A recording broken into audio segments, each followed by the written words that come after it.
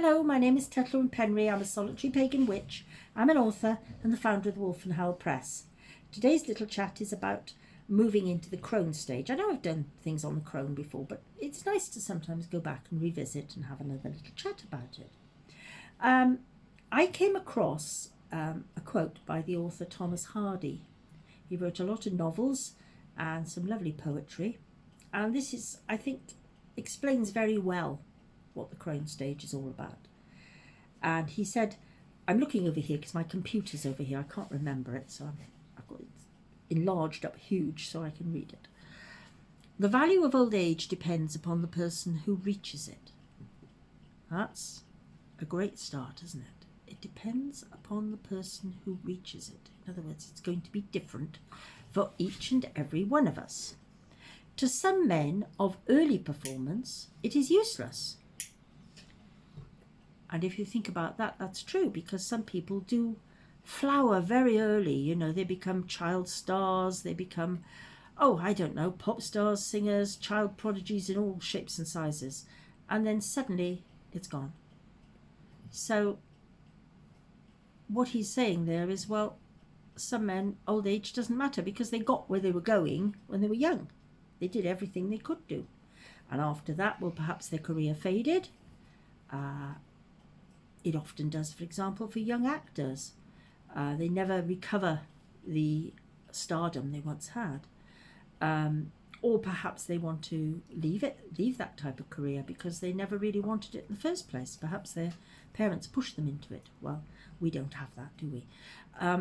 But to others who are late to develop, said Hardy, it just enables them to finish the job.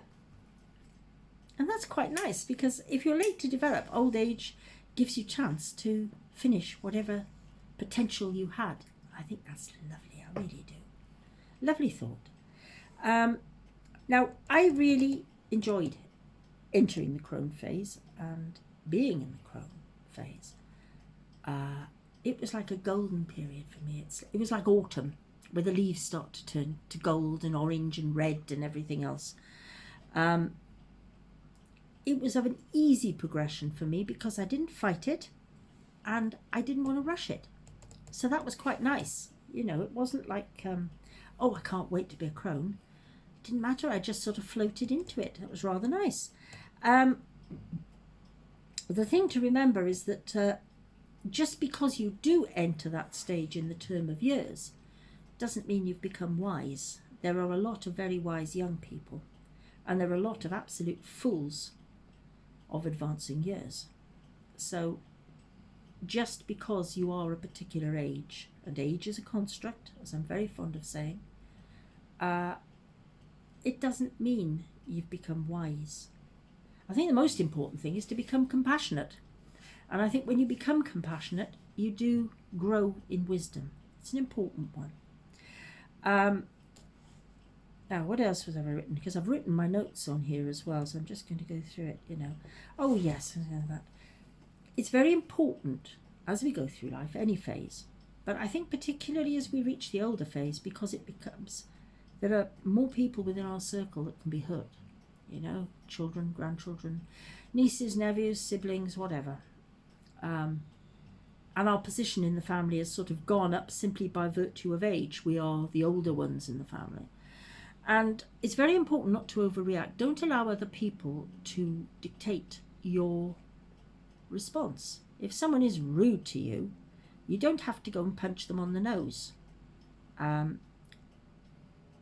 If you're not the sort of person who goes in for violent reaction, you're not going to do it. You know, you might decide, well, if they're rude to me, I'm not putting up with that. I'm not going to go and I'm not going to go around their house to see them. I'm not going to have them in my house. I'm not going to send them a birthday card or something. You can cut yourself off. You can cut yourself off quite easily on social media. But you don't have to get into a physical altercation. That's not your way, so you don't. And you don't have to get into a row either.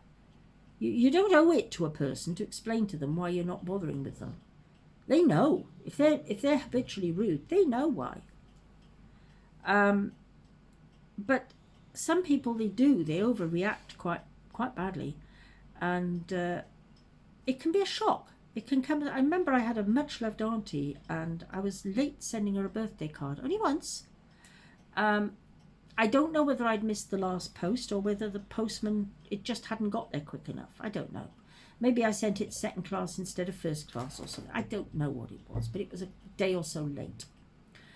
And we spoke on the phone, and she said, your card was late. And I said, well, I'm very sorry, auntie, it was just one of those things.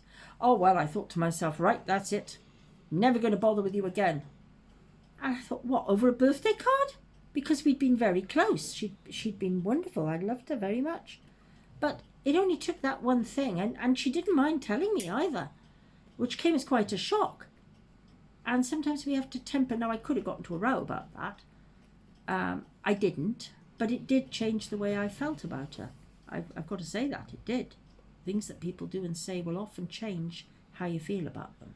So that is quite... there might be a reason why she was like that day. I don't know. But I think it's very important to try to be the person you feel you should be. And that means sometimes keeping a curb on your tongue and not saying things that are going to hurt people. And as you get older, there's less excuse for it. Although you're quite capable of standing up for yourself, there are times when you really just need to let it go. So anyway, we shall leave it at that, and thank you very much for listening, and we'll catch up again soon. Bye.